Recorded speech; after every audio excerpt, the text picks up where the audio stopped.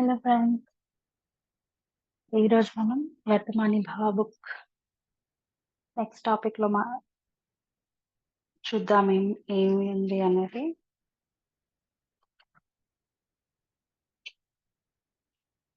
So ఈరోజు ఇక్కడ ఉన్న టాపిక్ ఏంటంటే స్వచ్ఛమైన చైతన్యాన్ని ప్రత్యక్షంగా గమనించడం ఆర్ గ్రహించడం.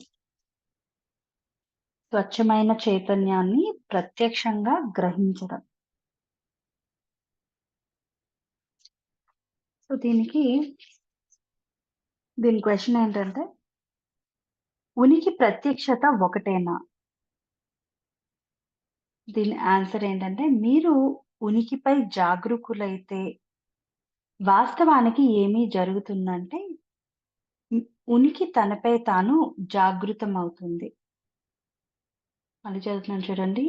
మీరు ఉనికిపై జాగృతులైతే, అంటే ఆ చైతన్యం, ఆ కాన్షియస్నెస్ అన్న దాని మీద మన అవేర్నెస్ అనేది పెంచుకుంటే వాస్తవానికి ఏమి జరుగుతుందంటే ఉనికి తనపై తాను జాగృతమవుతుంది.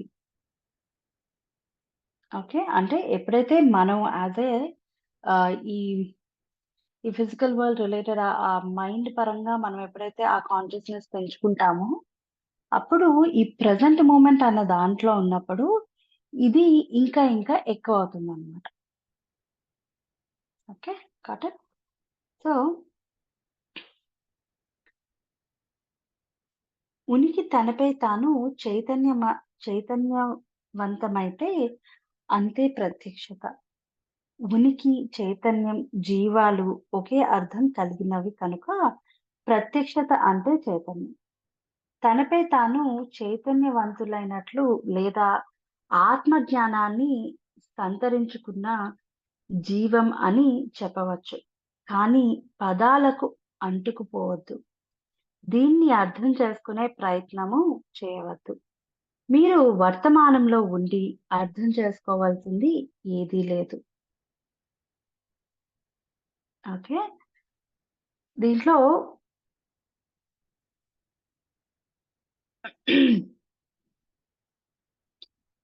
పదాలు అంటుకుపోవద్దు.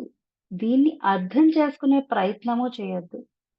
అంటే ఏదైతే ఆ ప్రెజెంట్ మూమెంట్‌లో ఏదైతే ఎక్స్‌పీరియన్స్ చేస్తూ ఉన్నామో, కొన్నిసార్లు చాలా ప్లెజెంట్‌గా ఉండొచ్చు. కొన్నిసార్లు డిఫరెంట్‌గా ఉండొచ్చు. ఏదన్నా అవ్వచ్చు.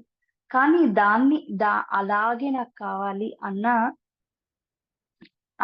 కైండ్ ఆఫ్ థాట్ కూడా మనం క్యారీ చేయొద్దు. దాన్ని మీరు వర్తమానంలో ఉండి అర్థం చేసుకోవాల్సింది ఏదీ లేదు. దాన్నేది అర్థం చేసుకోవడానికి ఏం లేదక్కడ. ఇదైతే ఇలా అవుతుంది, ఇలా అయితే అలా అవుతుంది అని అనుకోవడానికి లేదు. ఓన్లీ ఎక్స్‌పీరియన్స్ ఒకటే ఉందక్కడ. There is nothing else. Just uh awareness, uh experience అదొక్కటే ఉందక్కడ. కొంచెం వివరంగా చెప్పరా మాధురి గారు? నాకు ఇంకా trying to understand. Stick I mean okay. Okay. చెప్తా. మీరు ఉనికిపై జాగరూకులైతే, అంటే ఆ చిన్న కాన్షియస్‌నెస్ అన్న దాని మీద అవేర్‌నెస్ అనేది ఎప్పుడైతే పెంచుకుంటామో మనం ఆ కాన్షియస్‌నెస్ మీద, వాస్తవానికి ఏం జరుగుతుందంటే ఉనికి తనపై తాను జాగృతమవుతుంది. ఓకే. ప్రెజెంట్ మూమెంట్‌లో ఏమవుతుంది? ఆ అవేర్‌నెస్ అనేది ఇంకా ఇంకా ఇంకా పెరుగుతుంది. ఆ కాన్షియస్‌నెస్ మీద మనకి మనకి ఇంకా ఇంకా గ్రిప్ అనేదొస్తుంది. ఆ ప్రెజెంట్ మూమెంట్‌లో మనం ఏదైతే ఎక్స్‌పీరియన్స్ చేయాలని అనుకుంటున్నామో, దాన్ని చేయగలుగుతాం. ఏది ఎక్స్‌పీరియన్స్ చేయాలనుకుంటున్నాం? ఆ ప్రెజెంట్ మూమెంట్‌లో ఏదైతే ఎక్స్‌పీరియన్స్ అవుతామో దాన్నే చేయాలనుకుంటున్నాం. There is no name tags to it. Okay. దేనికి ఒక నేమ్ ట్యాగ్ గాని అలా ఏం లేదు. జస్ట్ ఏంటంటే దాన్ని ఆ టైంలో ఏదైతే ఎక్స్‌పీరియన్స్ వస్తుందో, ఏదైతే అవేర్‌నెస్ ఉందో దాన్ని జస్ట్ ఎక్స్‌పీరియన్స్ చేస్తాం. అంటే అనుభవిస్తాం అంతే. అనుభవించి వదిలేస్తాం. దాని నుండి ఈవెన్ నేర్చుకోవడానికి గాని ముందుకు చెప్తున్నారు గదా! చూద్దాం. ఉనికి, చైతన్యం, జీవాలు ఒకే అర్థం కలిగినవి కనుక.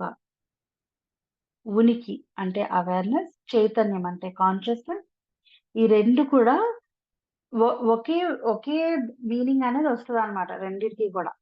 2 వేరు వేరు కాదు. 2 ఒకటే. ప్రత్యక్షత అంటే చైతన్యం.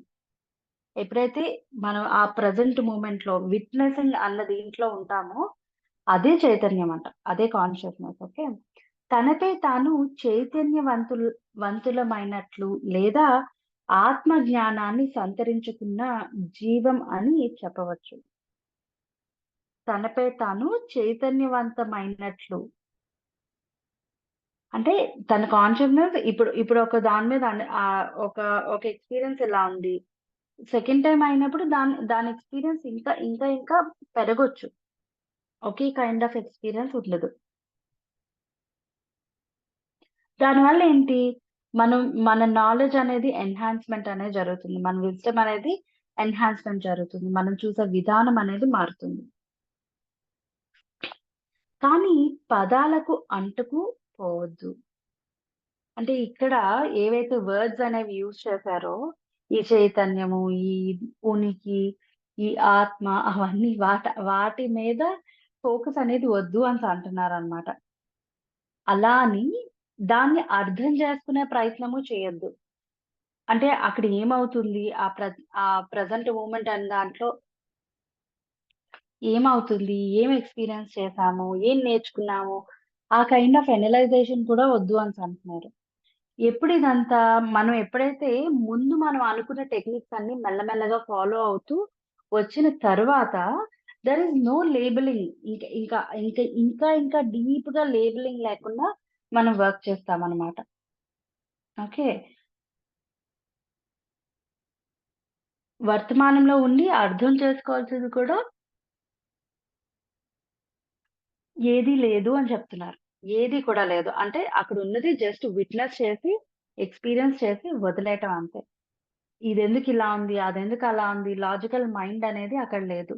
జస్ట్ మనం ఎప్పుడైతే ఆ మూమెంట్‌లో దాన్ని ఎక్స్‌పీరియన్స్ చేస్తామో, వెంటనే దాన్ని వదిలేస్తాం కూడా. ఎప్పుడు కూడా ఓకే. దీని నుంచి నేనేదో అర్థం చేసేసుకోవాలి, ఏదో ఇచ్చేసేయాలి అన్న కైండ్ ఆఫ్ జోన్‌లో కూడా ఉండమనమాట. ఎప్పుడు ఇదంతా when you go deeper and deeper and deeper into it. ఇప్పుడు చూడండి ఆహ్, మెడిటేషన్ అనేది ఇనీషియల్‌గా చేస్తున్నప్పుడు దాంట్లో చాలా అనుభవాలొస్తాయి. ఇదొస్తాయి, అదొస్తాయి అనుంటది. ఎప్పుడైతే మనం కంటిన్యూయస్ ప్రాక్టీస్ అనేది చేస్తూ ఉంటామో, అంటే యూ బికమ్ దట్. ఆ మెడిటేటివ్ స్టేట్ అన్న దీంట్లోని యూ బికమ్ దట్. మనం అలా అయిపోతాం కాబట్టి, మనకి కొత్తగా ఎక్స్‌పీరియన్సెస్ కానీ, లేదా కొత్తగా చేంజెస్ కానీ, ఏం చేంజెస్ వస్తున్నాయి? ఏమి కొత్తగా నేర్చుకుంటున్నాం అన్న కైండ్ ఆఫ్ ఫైండింగ్స్ కూడా మనం చేసుకోలేం. ఎందుకు అనేసంటే యూ బికేమ్ దట్. అది మన లోతుల్లోని అలా ఇంకిపోయి ఉంది అన్న విధంగా మీనింగ్ అన్నమాట. ఓకే. సో, అందుకని అక్కడేదో అర్థం చేసుకోవాలి, చెందాలి ఆ కైండ్ ఆఫ్ జోన్‌లోకి కూడా మనం వెళ్ళమనమాట ఇక. We just experience it everything అంతే. చాలా క్యాజుయల్‌గా ఉంటాము. చాలా చాలా మంచిగా ఎక్స్‌పీరియన్స్ చేయగలుగుతాము. Then we just move forward in our life అంతే. నెక్స్ట్ మినిట్ ఏమవుతుంది అలా వెళ్ళిపోతూ ఉంటాం తప్ప, ఇప్పుడు చూడండి నాకు కొన్ని ఎక్స్‌పీరియన్సెస్ వచ్చాయి. ఇలా వచ్చాయి, అలా వచ్చాయని మాట్లాడుకుంటూ ఉన్నాం గదా! అవి కూడా రాకపోవచ్చు. అంటే అవేమీ రాకపోవచ్చు. కానీ ఆ ముందు ప్రీవియస్ లెర్నింగ్స్ ఏవైతే ఉన్నాయో వాటిని మనం కొంతవరకే దాన్ని బేస్‌గా తీసుకోగలుగుతాం. దెన్ లేటర్ ఆన్ ఆ బేస్ కూడా మనకు అవసరం లేకపోవచ్చు. We might talk and express it in a different way. చాలా చాలా డిఫరెంట్‌గా వాటిని మనం ప్రెజెంట్ చేయగలుగుతాం. అవతల వాళ్ళని అర్థం చేసుకునే విధంగా చెప్పగలుగుతాం. అవన్నీ చేయగలుగుతామనమాట. సో, ఇది మనం ఎప్పుడైతే అలా ప్రాక్టీస్ చేస్తూ ఉంటామో, ఏ విషయమైనా సరే, ఒక ఒక 40 డేస్ ఒక థింగ్ ఏదైనా చేస్తున్నాము అనేసంటే, you'll you'll you'll become that. అప్పుడేంటంటే మనలో ఏవైతే చేంజెస్ అవి ఉన్నాయో, వాటిని సర్టెన్ దీని వరకే అబ్జర్వ్ చేయగలుగుతాం. దాని తర్వాత maybe you won't observe anything. You just be with it. You enjoy being with it. అంతే అక్కడి వరకు. సో, అందువలన ఇక్కడ మనం దేన్ని కూడా ఆహ్, డీప్‌గా అర్థం చేసుకోవాల్సిన అవసరం లేదు. అలా అని ఇంత హైఫై వర్డ్స్ ఇవి అవి అని చెప్పి ఆ, వాడాల్సిన నెసిటీ కూడా ఏమీ లేదన్నమాట. ఓకే, సో అర్థమైంది అనుకుంటున్నాను పద్మజ గారు. ఒక్క నిమిషం అండి. అంటే యా, జరిగేది జస్ట్ చూస్తూ ఉండటమే, లేకపోతే జస్ట్ ఎక్స్పీరియన్స్, ఇంకొక వర్డ్ లో చెప్పాలంటే అంతేనా? అంతే. విట్నెస్ చేయటం, అక్కడి నుంచి ఉమ్. వచ్చే అనుభవాన్ని తీసుకోవటం, అంతే. అనుభవాన్ని తీసుకోవటం అంటే ఇప్పుడు జరుగుతుంది. ఓకే, అంటే ఉమ్, ఇప్పుడు చూడండి, ఉమ్, నేను మీతో మాట్లాడుతూ ఉన్నప్పుడు ఒక కైండ్ ఆఫ్ వైబ్రేషన్ అనేది వస్తుంది. ఎందుకు? ఉమ్, నేను మాట్లాడుతూ ఉన్నాను, నా ఉమ్, ఇయర్స్ ని అబ్జర్వ్ చేస్తున్నాను, నేను వింటున్నానా లేదా అనేది. ఆ ఉమ్. కాన్సన్ట్రేషన్ కంటిన్యూస్ గా ఉండడం వల్ల నాకు ఒక కైండ్ ఆఫ్ వైబ్రేషన్ అనేది ఫీల్ అవుతున్నాను నేను. ఓకే. సో దీన్ని నేను విట్నెస్ చేయాలి, అంతే. ఉహు. అయిపోయింది, దట్ ఈస్ డన్. ఓకే, నేను అందరూ మాట్లాడినప్పుడు నాకు ఇలా అవుతుందా, ఒకరితో మాట్లాడినప్పుడే అవుతుందా, లేదా ఎప్పుడు జరుగుతుందా లేదా, అక్కడ ఎనర్జీస్ ఎక్కువ ఉన్నాయా లేదా, అటువంటి ఎనలైజేషన్ అంతా నాకు అనవసరం విషయం. Okay. Just experience in this very present moment. ఏం ఎక్స్పీరియన్స్ చేస్తున్నాను? నా ఎదురుగా బుక్ ఉంది, నేను మాట్లాడుతున్నాను, ఒక కైండ్ ఆఫ్ వైబ్రేషన్ అనేది ఫీల్ అవుతున్నాను. దట్స్ ఆల్, అక్కడి వరకే. ఓకే, ఇప్పుడు నేనైనా మీరు చదువుతున్నారు, నేను వింటున్నాను, ఇక అంతే, దట్స్ ఇట్, అంతేనా? అంతే, అంతే, ఓకే. అక్కడి వరకు. See, ఇదంతా ఇదంతా ఎప్పుడు అంటే um, when we follow all the things, అంటే ముందు చెప్పిన టెక్నిక్స్ అన్ని కూడా ఎప్పుడైతే మనం ఒక్కొక్కటిగా ఫాలో అవుతూ వచ్చి వెళ్తూ ఉంటామో ఇన్ ఆర్ జర్నీ, అప్పుడు దీన్ని అర్థం చేసుకోవడం అనేది చాలా చాలా ఈజీ అయిపోద్ది. అంటే యు బికమ్ దట్ కదా. అప్పుడు మీరు ఈ చెప్తున్న ఆ స్టేట్ అన్న దాన్ని చాలా ఈజీగా మనం యాక్సెప్ట్ చేయగలుగుతాం. ఇప్పుడు మేబీ స్టిల్ నేనైతే still I'm in that zone where I do label things. Okay, నాకు ఇలా ఇలా జరుగుతుంది, ఇలా అవుతుంది. ఆమ్, ఓకే, దీనివల్ల నేను ఇలా నేర్చుకున్నాను. సో ఇలా చేస్తే ఇది అవుతుంది అన్న విషయం అనేది నేను స్టిల్ నేర్చుకుంటూ ఉన్నాను. When I go deeper and deeper in to it, ఎప్పుడైతే నాకు అది నాలోని ఫుల్ గా లయం అయిపోతుందో, వెన్ ఐ బికమ్ దట్ అని అనుకుంటాను, అప్పుడు ఈ థింగ్స్ అన్ని కూడా నాకు ఎటువంటి, అంటే చాలా సునాయాసంగా, చాలా ఈజీగా, ఓకే, ఒక అవేర్నెస్ పెట్టాలి దాని మీద, సరే చేస్తున్నాను కాబట్టి చెయ్యాలి, ఆ కైండ్ ఆఫ్ థింగ్స్ ఏమీ ఉండకపోవచ్చు అనమాట. నార్మల్ గా ఆ, ఇదంతా ఒక డే టు డే లైఫ్ లో చాలా కంటిన్యూటీ అన్న దీంట్లో వెళ్ళిపోతుంది, అంతే. ఏ అర్థమైందండి. Thank you Madhuri garu. No problem. Next question. మీరు ఇప్పుడు చెప్పింది నాకు అర్థమైంది, కానీ యథార్థపు అంతిమ మార్పైన ఉనికి ఇంకా పూర్తి కాకుండా ఎదుగుతున్న క్రమంలో ఉన్నట్లుగా మీరు చెప్పిన దాని అర్థం అని అనిపించింది. స్వపరిణితి కోసం భగవంతునికి ఇంకా సమయం అవసరమా? ఇప్పుడు మన అందరం ఆ ఒక గాడ్ కాన్షియస్నెస్ నుంచే వచ్చాం కాబట్టి, మన అంటే ఆల్రెడీ విఆర్ దట్ కదా. అంటే ఆ పర్టికులర్ గాడ్ కాన్షియస్ అన్న దీంట్లో వచ్చాం కాబట్టి we have all those qualities. కానీ స్టిల్ ఇక్కడికి వచ్చిన తర్వాత మనం we become very normal, we don't know anything అనే విధంగా తయారవుతాం కాబట్టి, ఆమ్, అంటే తయారవుతాం కాబట్టి మనం ఈ మన సెల్ఫ్ గా కూడా మనం గ్రో అవ్వడానికి చాలా చాలా టైం తీసుకోవచ్చు. ఇక్కడ ఈయన అడుగుతున్న క్వశ్చన్ ఏంటి అంటే, భగవంతునిగా వచ్చాం కదా, ఆ కాన్షియస్‌నెస్ నుంచే వచ్చాం గదా. బట్ ఎందుకు మన ఓన్ సెల్ఫ్ గ్రోత్ అనే దానికి కూడా ఇంత టైం ఎందుకు పడుతుంది? ఎందుకంటే యూ ఆర్ ఆల్రెడీ ఆ జోన్‌లో ఉన్నావు కదా అన్న దీంట్లో అడుగుతూ ఉన్నారనమాట. ఇక్కడ ఆన్సర్ ఏంటి అనేది చూద్దాం. అవును. కానీ విషాదమైన విశ్వం యొక్క విపరీతమైన ఎరుక నుండి చూసినప్పుడు మాత్రమే. ఎప్పుడు ఎప్పుడు మనం ఆ గాడ్ కాన్షియస్ అనే దాన్ని చూడగలుగుతాము? డీప్‌గా అవేర్‌గా ఉన్నప్పుడే ఆ కాన్షియస్‌నెస్ అనే దాన్ని మనం చూడగలుగుతాం. అంటే ఆ గాడ్ కాన్షియస్‌నెస్ అనే దాన్ని చూడగలుగుతాం. లేదంటే మనం విట్‌నెస్ చేయలేమసలు. బైబిల్‌లో దేవుడు ఇలా ప్రకటిస్తాడు. నేను ఆల్ఫాను, ఒమేగాను. నేను జీవిస్తున్న వాడను. భగవంతుడు నివసిస్తున్న కాలంలో, రాజ్యంలో అంటే అది నీ ఇల్లు కూడా. అది అంతిమములు, ఆల్ఫా, ఒమేగాలు ఒకటే. ఓకే. చూడండి ఇక్కడ. అది మీ ఇల్లు కూడా ఆది అంతములు సారీ నేను ఇందాక రాంగ్ చదివినట్టున్నాను. ఆది అంతములు, ఆల్ఫా, ఒమేగాలు ఒకటే. అంటే ఇక్కడ మనం డిఫరెంట్ నేమ్స్‌తో పెట్టుకుంటున్నాం గానీ, బట్ ఇల్లైనా సరే, ఆది అంతంలో అయినా సరే, ఆల్ఫా అయినా సరే, ఒమేగా అయినా సరే అన్నీ కూడా ఇట్స్ ఆల్ ఎవ్రీథింగ్ వన్. మనం దాన్ని డిఫరెన్షియేట్ చేసి డిఫరెంట్ నేమ్స్ అని చెప్పి పెడుతున్నాం. ఇప్పుడు ఇక్కడ జాయిన్ అయిన వాళ్ళలో కొంతమందిని మనం అంటే అందరికి వి హావ్ డిఫరెంట్ నేమ్స్ కదా!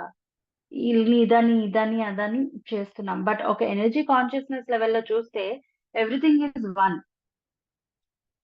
రైట్? ఇంతవరకు ఉన్నది ఇక ముందుండేదే గాని సారమంతా విషాదం కానీ, స్థితైన ఏకత్వం పరిపక్వతలో శాశ్వతంగా ప్రస్తుతమై ఉంది. మానవ మనస్సు పూర్తిగా ఊహించలేనిది, గ్రహించలేనిది ఎలాగైనా.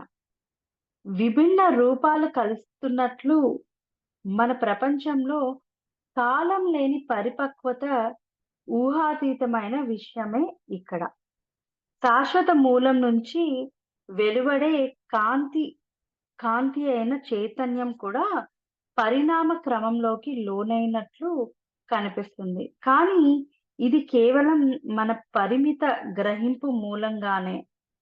బొత్తిగా ఇలాంటిదేమీ లేదు.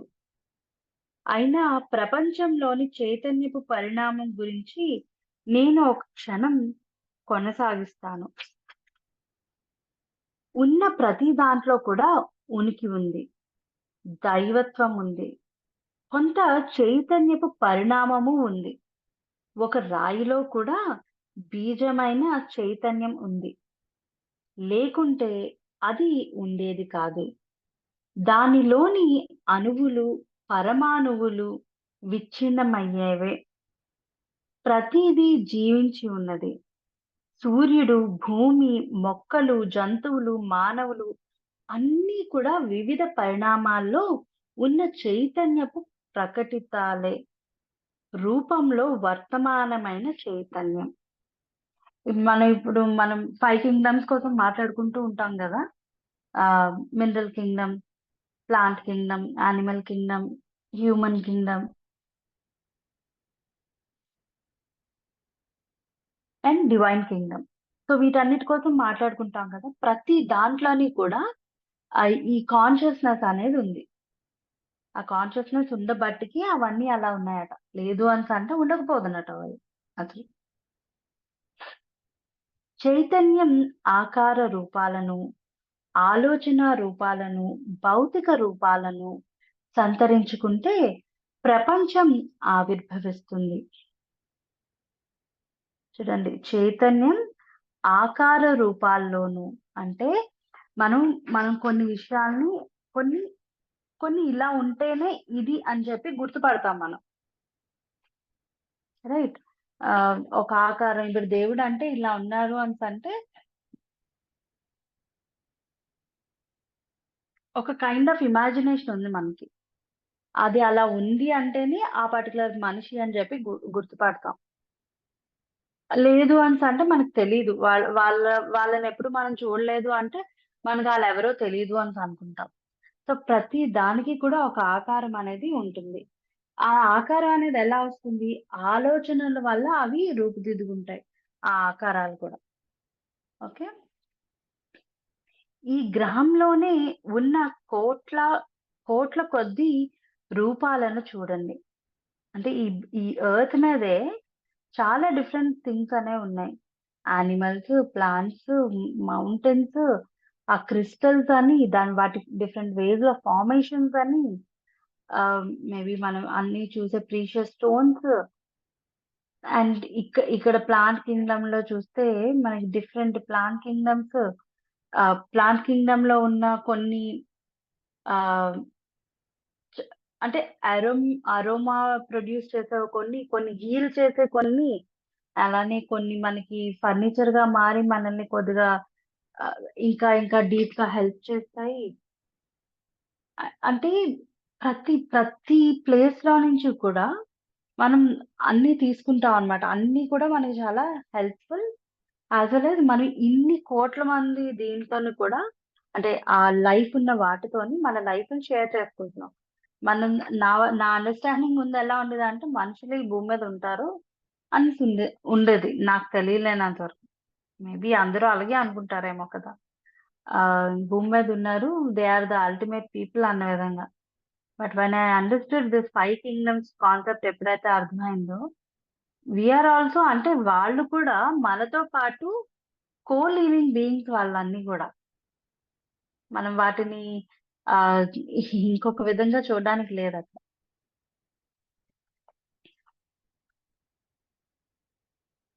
సముద్రంలో, భూమిపై, గాలిలో ఆ తర్వాత ప్రతి జీవ రూపము కోటి సార్లు ప్రత్యక్షం అవుతుంది.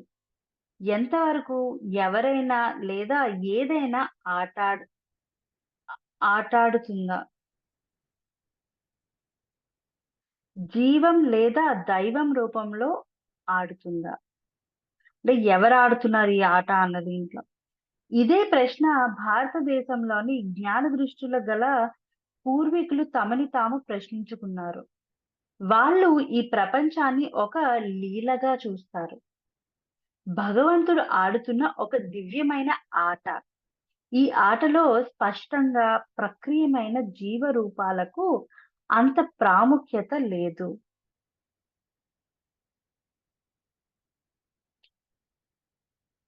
స్పష్టంగా స్వకీయమైన జీవ రూపాలకు అంత ప్రాముఖ్యత లేదు. సముద్రంలో చాలా జీవరూపాలు పుట్టిన కొన్ని నిమిషాల కంటే ఎక్కువ బతకలేవు. అంటే చాలా మనకు తెలిసినవి ఆహ్, అంటే ఏదైతే హ్యూమన్ అన్నది కాకుండా మిగిలిన థింగ్స్ చాలా జీవరాశులు పుట్టి వెంటనే చాలా కొన్ని నిమిషాలకే చనిపోతూ ఉంటాయట. కొన్ని నిమిషాలకే. ఎందుకలా అవుతూ ఉంటాయి? సోల్స్ సోల్స్ జర్నీ అని ఒక బుక్ ఉంటది. ఆ బుక్‌లోని ఈ 5 కింగ్డమ్స్ కోసం బాగా డీటెయిల్డ్‌గా రాసుంటదనమాట.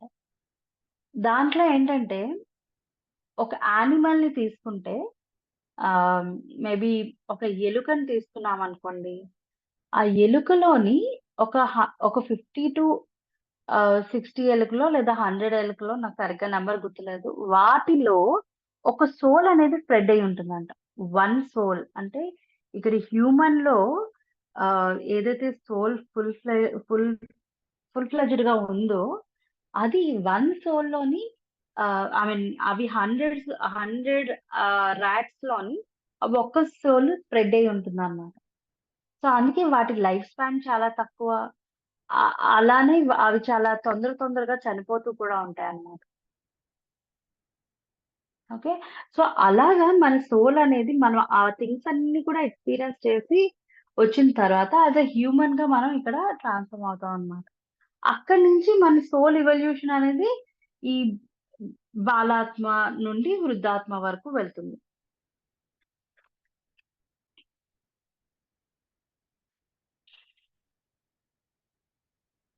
ఈ ఓకే.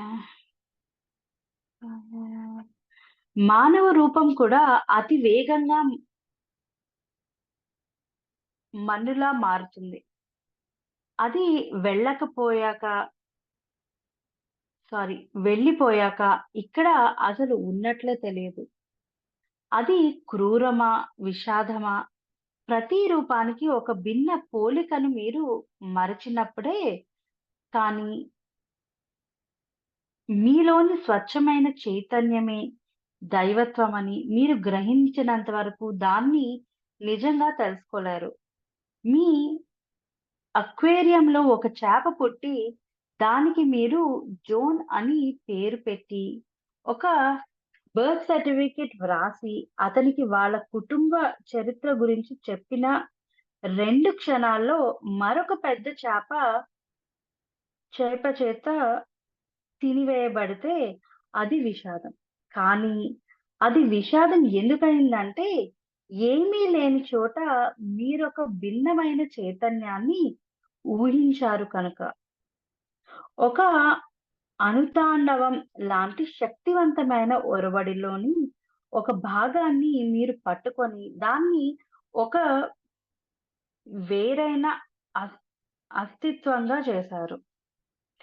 చైతన్యం అనేక రూపాల్లో ప్రచ్ఛన్నమై, అవి సంక్లి సంకీర్ణతకు చేరుకొని, పూర్తిగా తనను తాను వాటిలో కోల్పోయేంత వరకు ఉంటుంది. ఈ రోజుల్లో మానవుల్లో చైతన్యం పూర్తిగా దాని మారువేషంలోనే పోల్చుకోబడుతుంది. దానికది రూపంగానే తెలుసు. కనుక భౌతిక, మానసిక రూపాల చావుకు భయపడుతూ జీవిస్తుంది. ఇదే అహంపూరిత మనస్సు. ఇక్కడే అధికమైన ప్రతికూల చర్య ఏర్పడుతుంది. ఇప్పుడేమో పరిమాణ క్రమంలో ఎక్కడో ఏదో తప్పు జరిగినట్లు కనిపిస్తుంది. కానీ ఇది కూడా క్రీడ. దివ్యలీలలో భాగమే. అంటే ఏది జరుగుతున్నా ఇక్కడ ఆ హైయర్ కాన్షియస్‌నెస్ అన్న దీంట్లోని ఎవ్రీథింగ్ ప్లాన్డ్. అంతా మనం ప్లాన్ చేసుకొని ఇక్కడికొస్తాం గదా! And it's a kind of స్కూల్లో ఆటలు ఆ కైండ్ ఆఫ్ జోన్ అన్నమాట. ఎర్త్ అనేదంతా గూడా. ఆహ్, చివరగా ఈ ప్రతికూల చర్య మూలంగా సృష్టించబడిన దుఃఖపు ఒత్తిడి బలవంతంగా చైతన్యాన్ని రూపంతో పోల్చుకో పోల్చుకోనీయకుండా చేసి, రూపం యొక్క కల నుంచి మేల్కొనేలా చేస్తుంది. అది తిరిగి ఆత్మ జ్ఞానాన్ని పొందుతుంది. కానీ అది దాన్ని కోల్పోయిన దానికంటే ఎంతో గాఢ స్థాయిలో ఉంటుంది. ఈ ప్రక్రియను జీసస్ ఆయన సామెతలో తండ్రి ఇంటిని వదిలి ధనాన్నంతా ఖర్చు చేసి, అంతా కోల్పోయిన తర్వాత దుఃఖంతో బలవంతంగా తిరిగి ఇంటికి చేరిన కుమారుడి కథ ద్వారా వివరించారు. అలా వచ్చినప్పుడు తండ్రి మునుపటి కన్నా మరింతగా అతన్ని ప్రేమిస్తాడు. చేసిన అది ఉన్నతమైన చైతన్య ఆహ్వానపు ఆవశ్యకతను వాయిదా వేస్తుంది. అంటే ఆహ్, అంటే ఆ పర్టిక్యులర్ ఆ పర్సన్ చేసిన దానికి మేబీ ఈయన గ్రోత్ అనేది ఆగడం గాని, చేయడం గాని ఏదన్నా ఉండొచ్చేమో.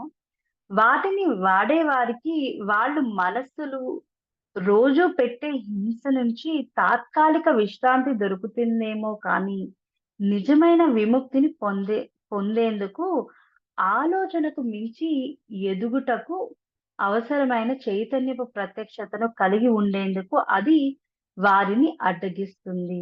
మళ్ళీ చదువుతున్నాను చూడండి. వాటిని వాడే వారికి వాళ్ళు మనస్సులు రోజు పెట్టే హింస నుంచి తాత్కాలిక విశ్రాంతి దొరుకుతుందేమో కానీ, వాళ్ళ మనస్సులు అంటే ఇప్ ఇప్పుడు నాకేదైనా ప్రాబ్లమ్ ఉంది అంటే, పక్కన వాళ్ళు వచ్చి కన్సోల్ చేస్తున్నారు అన్నప్పుడు, అది నాకు ఇచ్చేది అంటే, ఆ టైంకి ఇచ్చే ఒక రిలాక్సేషన్ తప్ప, లోపల ఏదైతే ఒక కైండ్ ఆఫ్ వార్ అనేది జరుగుతూ ఉందో, దాని నుండయితే మాత్రం ఎప్పుడు కూడా మనం బయటికి రాలేము. ఆ బయటికి ఏ విధంగా వస్తాం? ఎప్పుడైతే మనం ఆ థాట్స్ అనేవి మార్చుకోగలుగుతామో, ఆహ్, వా వాటి నుండి బయటికి రావాలని డిసైడ్ అవుతామో, అప్పటి నుండి మనం ఆ మార్పనే దాన్ని చూడగలుగుతాం. ఆ కాన్షియస్‌నెస్ ఇంక్రీజ్ అనే దాన్ని చూడగలుగుతాం. అంతేగాని పక్క వాళ్ళు మనకి ఇచ్చేస్తున్నారు అనేసంటే అదొక కైండ్ ఆఫ్ డిపెండెన్సీ అలవాటు చేస్తది తప్ప, ఇంకొకటేమీ రాదనమాట. మనస్సు కాస్త క్రింది చైతన్య స్థితికి దిగజారటం అంటే, మన సుదూర పూర్వీకులు, జంతువులు, మొక్కలు ఉండే ఆలోచన జనించని స్థాయికి పడిపోవడం. అది ఇప్పుడు మనం ఎంచుకోదగింది కాదు. వెనక్కి తిరిగి వెళ్ళటానికి మార్గమే లేదు. మానవ జాతి బ్రతికి బట్టకట్టాలంటే అది తరువాతి స్థాయికి వెళ్ళాల్సిందే. ఓకే. అంటే కాన్షియస్‌నెస్ అనేది పెరుగుతూ ఉండాలి. విశ్వమంతటా చైతన్య చైతన్య కోటానుకోట్లు రూపాల్లో పరిమాణం చెందుతుంది. కనుక ఇప్పుడు మనం సాధించలేకపోయినా విశ్వ నైపుణ్యంలో అదేమంత పెద్దగా పట్టించుకునే విషయమేమీ కాదు. అంటే ఇన్ని ఇన్ని సోల్ ఇవల్యూషన్స్ అనేవి జరుగుతూ ఉన్నప్పుడు ఏదో ఒకలో ఇద్దరో ఫాలో అవ్వకపోతే పెద్దేమి డిఫరెన్స్ రాదు అన్న విధంగా చెప్తున్నారనమాట. చైతన్యంలో లోని ఏ లాభము ఎప్పుడూ వృధా పోదు. కనుక అది మూలముగా మరొక రూపం ద్వారా తనను తాను వ్యక్తపరుచుకుంటుంది.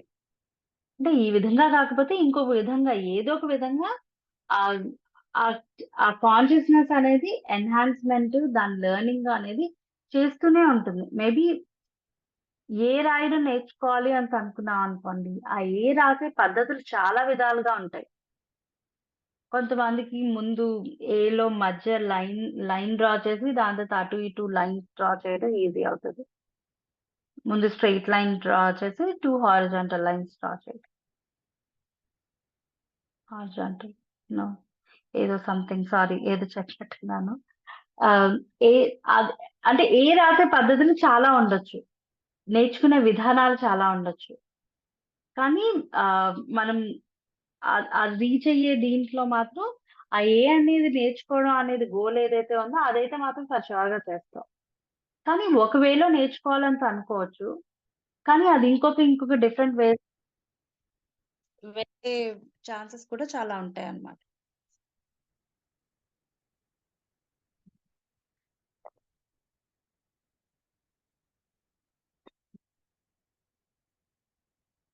చైతన్యంలోని ఏ లాభము ఎప్పుడు వృధా పోదు కనుక అది మూలం మామూలుగా మరొక రూపం ద్వారా తనను తాను వ్యక్తపరుచుకుంటుంది. కానీ నేనిప్పుడు మాట్లాడడం, మీరు వినడం, లేక చదవడం అనేది ఒక నవ్య చైతన్యం ఈ భూమిపై అడుగుపెట్టి నిలబడుతుంది అన్నదానికి స్పష్టమైన సంకేతం.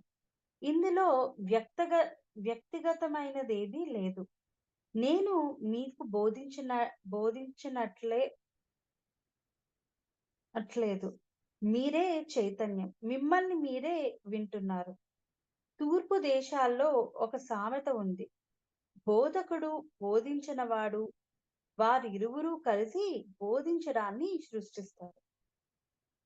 బోధకుడు, బోధించినవాడు వారిరువురూ కలిసి బోధించడాన్ని సృష్టిస్తారు. ఏ విధంగానైనా పదాలు వాటికవే ఆహ్, ఆశ్చర్యకరమైనవి కావు. అవి సత్యం కావు. దాన్ని చూపించేవి మాత్రమే. నేను ప్రత్యక్షత నుంచి మాట్లాడుతున్నాను.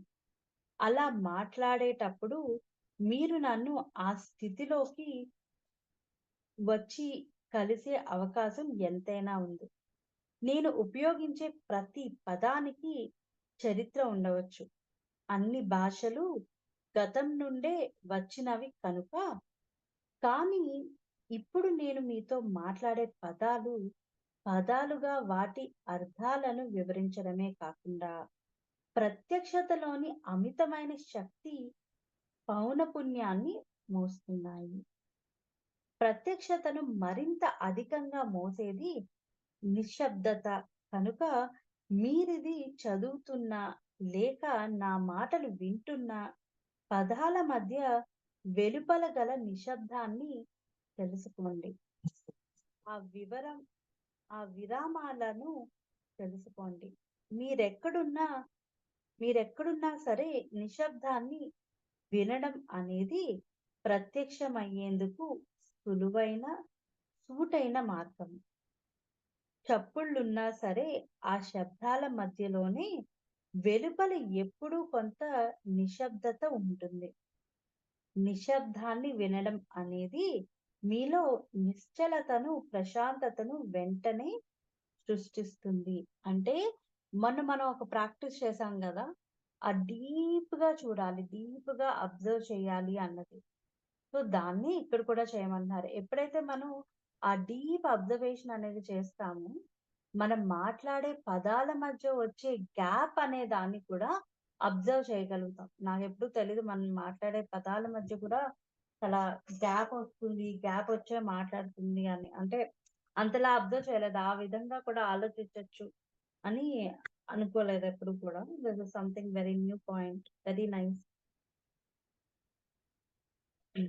ఆలోచన రూపాల నుండి విముక్తి పొందిన చైతన్యం కన్నా, అంటే ప్రత్యక్షత కన్నా వేరే నిశ్చలత ఏముంటుంది? అంటే మనం ఎక్స్‌ప్రెస్ చేసేస్తున్నాం. చేసిన తర్వాత దాన్ని అబ్జర్వ్ చేస్తూ ఉన్నప్పుడు ఆ ప్రెజెంట్ మూమెంట్‌లో ఎక్స్‌ప్రెస్ చేసి అంతా ఇచ్చేసిన తర్వాత ఇక దానికి మించిన ఆహ్, ప్రశాంతత గాని, లెర్నింగ్ గాని ఇంకేముంటుంది? మనం కుంటున్న దాన్ని సజీవ గ్రహింపే ఇది. మనం ఏదైతే మాట్లాడుతూ ఉన్నామో, ఏదైతే వర్క్ చేస్తూ ఉన్నామో, దాన్ని ప్రత్యక్షంగా అనుభవించడం అనేసంటే, ఆ పర్టిక్యులర్ టైంలోని ఆ ఫీలింగ్ అనేది, ఆ ఎక్స్‌పీరియన్స్ అనేది బ్రతికుంది. ఆ బ్రతికున్న దానితో పాటు మనం మన లైఫ్‌ని లీడ్ చేస్తూ ఉన్నాం. ఆ కొన్ని మినిట్స్, కొన్ని సెకండ్స్ కావచ్చు, కొన్ని గంటలు కావచ్చు. Whatever is the feeling. ఆ ప్రత్యక్షతలో ఉండగలుగుతాం. Okay. Thank you so much. Ah, మళ్ళీ మనం నెక్స్ట్ ఇంకొక టాపిక్‌తో కలుద్దాం.